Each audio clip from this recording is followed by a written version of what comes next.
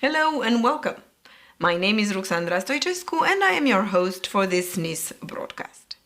As you may know, the SNIS encourages its researchers to share their work with a wide audience. As such, we are always on the lookout for best practices on how to do so. This summer, we got to take a sneak peek behind the curtains of an international science competition called FameLab. We interviewed some of the Swiss participants in order to understand what motivated them to attend such an event. I like doing science communication because I want to share the excitement that I've felt when I've learned about these little secrets about how the world works.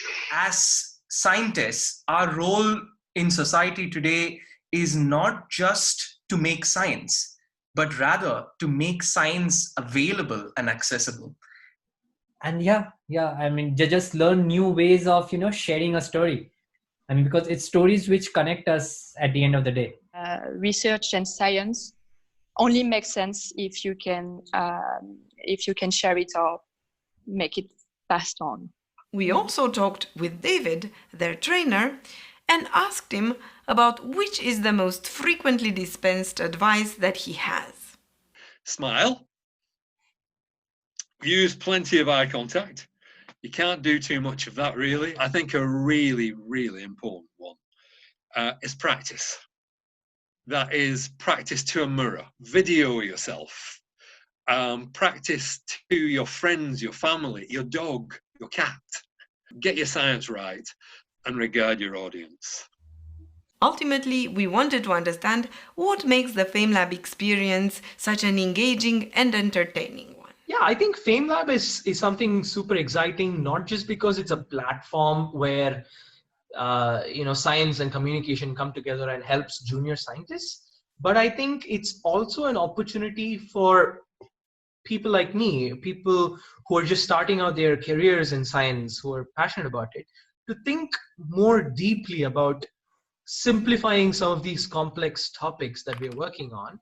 And in some ways that has been useful for myself to understand what is the most fundamental things that what I'm working on, and also what is the real motivation and the implications of this kind of research. So the FameLab experience is amazing.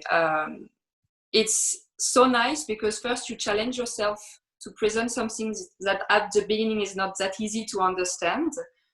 And also I like the idea that if you manage to transmit this information, then it can be passed on and shared.